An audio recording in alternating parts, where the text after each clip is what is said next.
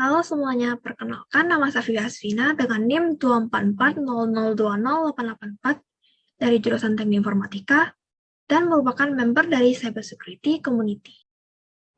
Halo semua, nama saya Latrisha Natania Mintadia dan NIM saya 24400008046.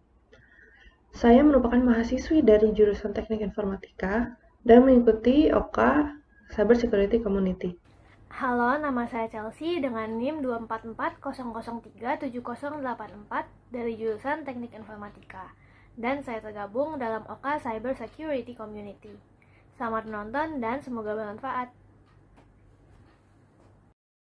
Pada kesempatan kali ini, kami akan membahas mengenai bentuk-bentuk serangan yang mungkin terjadi pada website dan juga bentuk pengamanannya. Kira-kira apa saja bentuk-bentuk serangan tersebut? Mari simak dalam video berikut ini.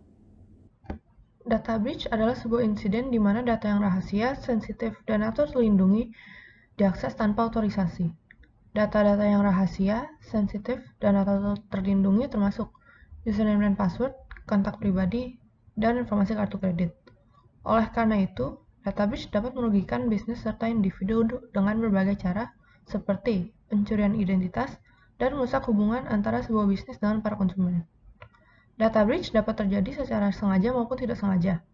Mungkin saja seorang karyawan lupa menutup file yang berisi informasi rahasia sebelum meminjamkan laptop mereka ke seorang teman, dan teman mereka melihat isi file tersebut.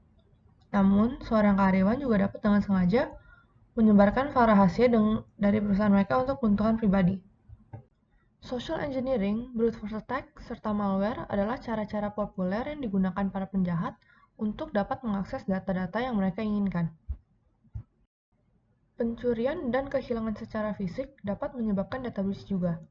Perangkat-perangkat yang tidak terlindungi dengan password atau cara perlindungan lainnya dan memiliki informasi yang rahasia juga mungkin digunakan untuk melakukan data breach. Dokumen-dokumen kertas juga dapat menyebabkan data breach. Berikut beberapa cara untuk mencegah data breach. Menggunakan enkripsi pada website dan data yang diterima. Gunakan web application firewall untuk melindungi dari beberapa serangan dari penjahat yang dapat menyebabkan data breach. Pastikan software yang digunakan sudah versi yang terbaru. Website yang digunakan harus aman dan memiliki HTTPS. Selanjutnya adalah SQL injection. SQL injection adalah serangan website dengan injeksi query SQL melalui input data. Serangan ini biasanya terjadi ketika meminta inputan user, misalnya ketika perlu input username dan password untuk login. Website yang vulnerable terhadap SQL injection, atau dalam kata lain keamanannya kurang, bisa dieksploitasi dengan cara memasukkan SQL statement ke dalam inputan tersebut, sehingga query yang dijalankan pun tidak sesuai. SQL injection bertujuan untuk mengeksploitasi data-data sensitif atau yang sifatnya rahasia dari database. Eksploitasi ini dapat berupa perolehan data, pengubahan data, dan eksploitasi lainnya yang berkaitan dengan database server. Berikut adalah salah satu contoh query login yang digunakan untuk menerima credential user untuk validasi masuk ke dalam website. Apabila username dan password yang dimasukkan tepat, maka return dari query tersebut tidaklah null, sehingga tervalidasi bahwa user dapat masuk ke dalam website. Akan tetapi jika ada salah satu inputan yang salah, maka return dari query tersebut menjadi null dan user tidak dapat masuk ke dalam website. Namun, jika websitenya vulnerable terhadap SQL injection dan diberi inputan username seperti berikut, misalnya petik or 1 sampai dengan 1 strip-strip, maka seperti yang bisa kita lihat, maka query yang ada di belakang strip-strip bisa diabaikan karena dianggap sebagai komentar. Sementara 1 sampai dengan 1 selalu bernilai true, sehingga return dari query tersebut juga tidaklah null meskipun credential yang dimasukkan oleh user tidak tepat. Dengan demikian, user yang sebenarnya tidak terautentikasi bisa mendapatkan akses ke dalam website. Ada beberapa tindakan yang bisa dilakukan untuk mencegah serangan SQL injection ke website. Yang pertama adalah input validation, yaitu melakukan validasi inputan user sebelum query dijalankan. Misalnya validasi panjang karakter atau format. Yang kedua adalah prepared statements, yaitu mengirim query inti dan data query secara terpisah. Data yang akan dijalankan pada query kemudian nanti akan dimasukkan pada parameter query. Brute force attack adalah sebuah serangan yang menggunakan metode coba-coba. Serangan ini mencoba berbagai jenis kombinasi untuk menebak username dan password, session ID, atau kredensial lainnya untuk mendapatkan akses ke website. Setelah penyerang sukses mendapatkan akses, mereka dapat melakukan berbagai jenis kejahatan, seperti mencuri informasi pribadi dan mengumpulkan kredensial untuk dijual. Ada berbagai jenis dari brute force attack, antara lain dictionary attack, di mana penyerang menguji password yang memungkinkan berdasarkan kamus dan password yang sering digunakan. Reverse brute force attack, yang merupakan saat penyerang menggunakan password yang umum dan mencari username, bukan memilih username lalu mencari password. Credential stuffing, yaitu penyerang menggunakan username dan password yang dapat digunakan pada satu website dan mencobanya pada website-website lain. Cara mencegah brute force attack seperti meningkatkan panjang dan kompleksitas password. Gunakan password yang berbeda untuk setiap website. Batasi upaya login gagal. Gunakan multi-factor authentication. Session hijacking.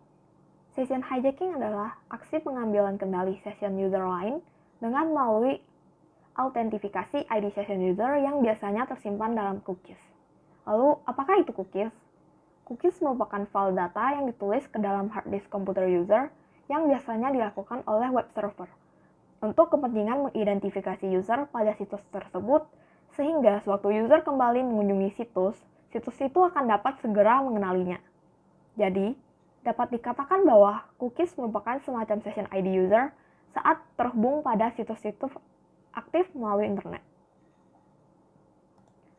HTTP adalah protokol yang sifatnya stateless, artinya setiap transaksi request dan respon adalah bebas.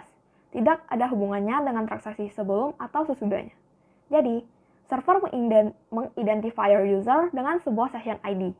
Contohnya, saat pertama kali user mengunjungi sebuah situs dan melakukan login, server akan memberikan user sebuah session ID sebagai tanda pengenal. Data session ID ini akan disimpan oleh browser dalam bentuk cookies.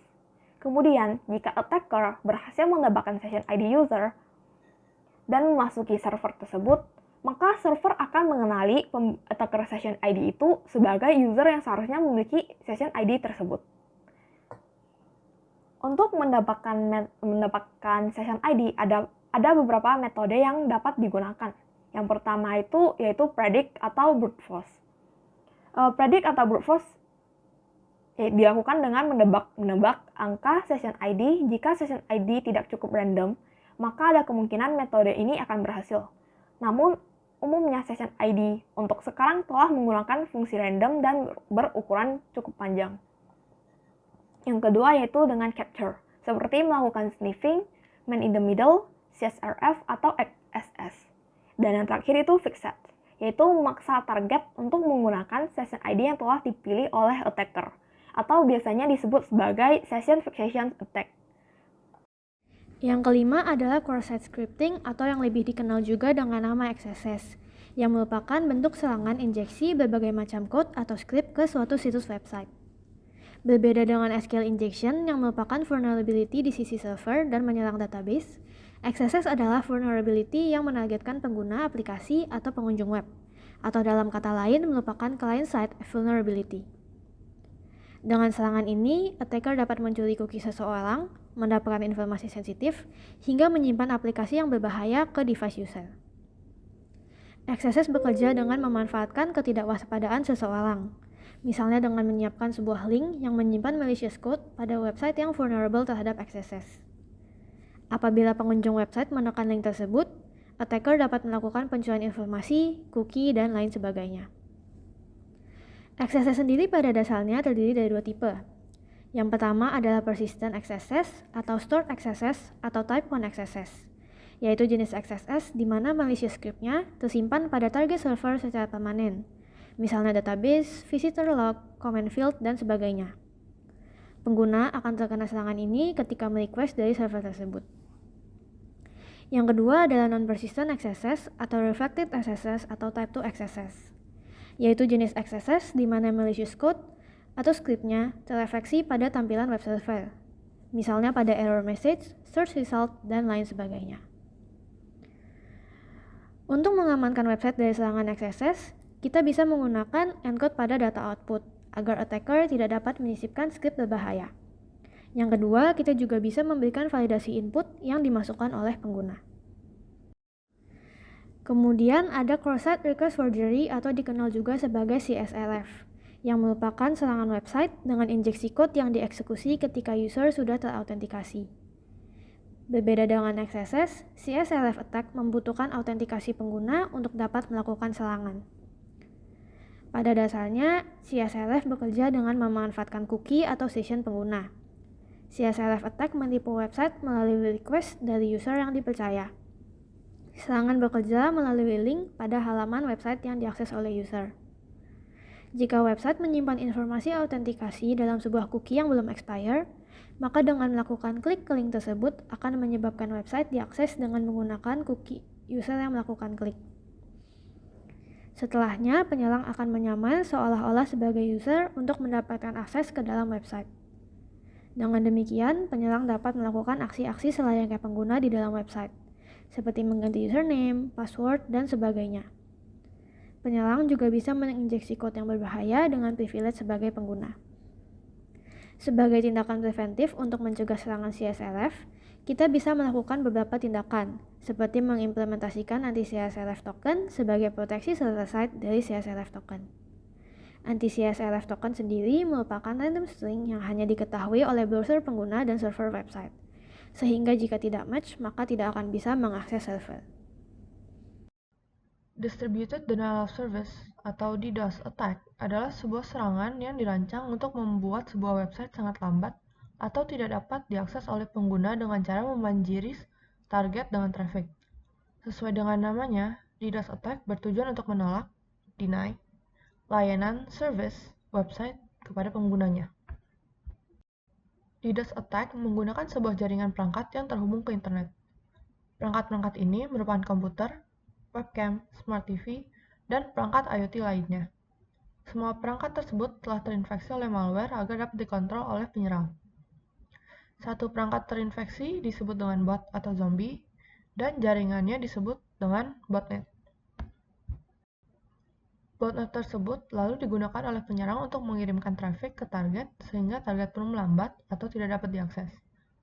Bagian distributed dari DDoS attack berasal dari botnet ini.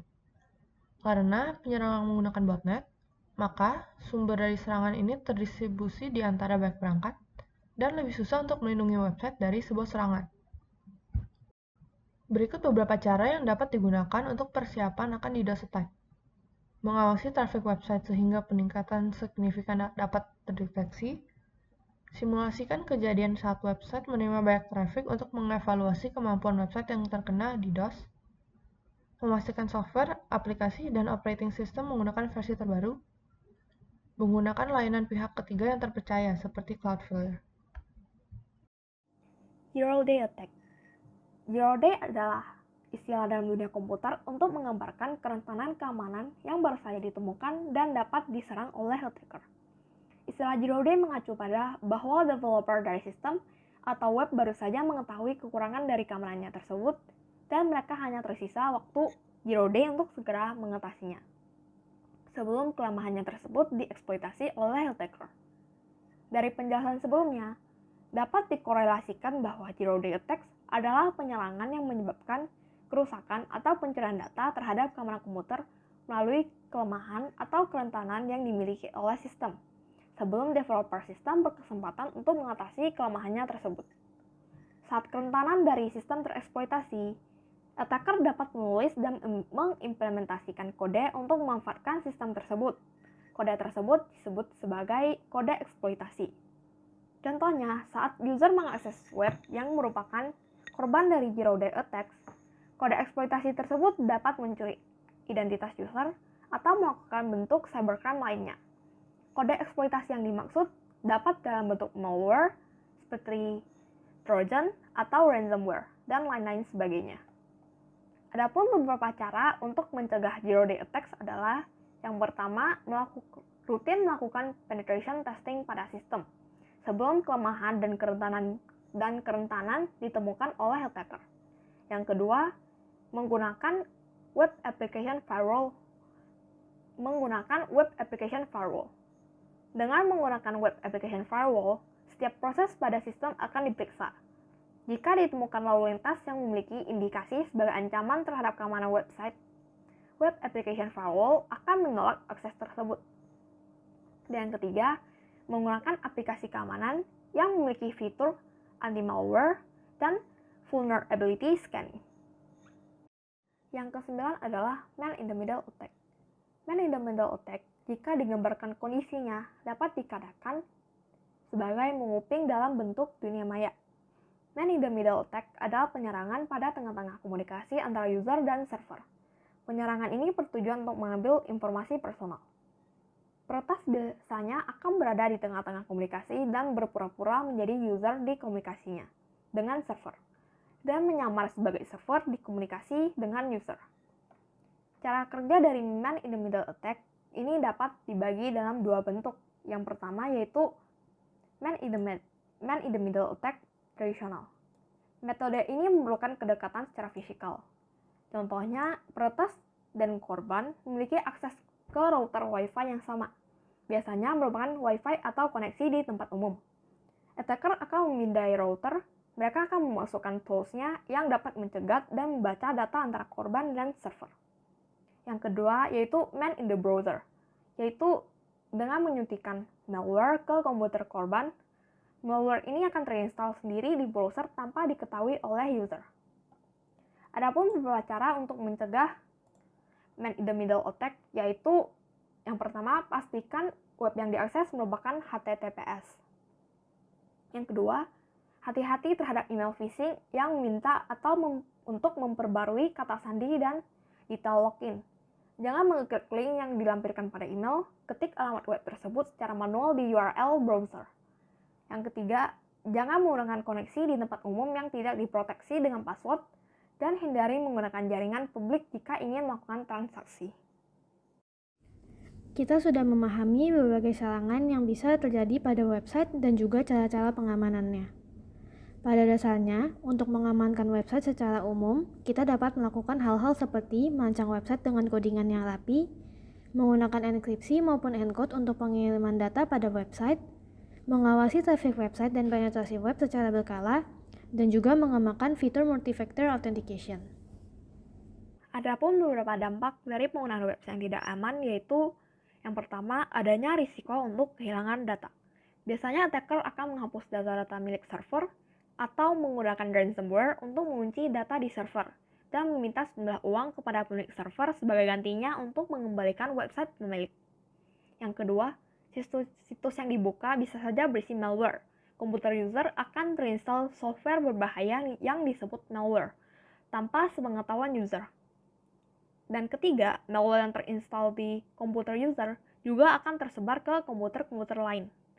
Semua dampak-dampak yang terjadi memiliki tujuan yang sama, yaitu untuk pencurian data user, terutama data yang sensitif seperti informasi bank dan akun sosial media.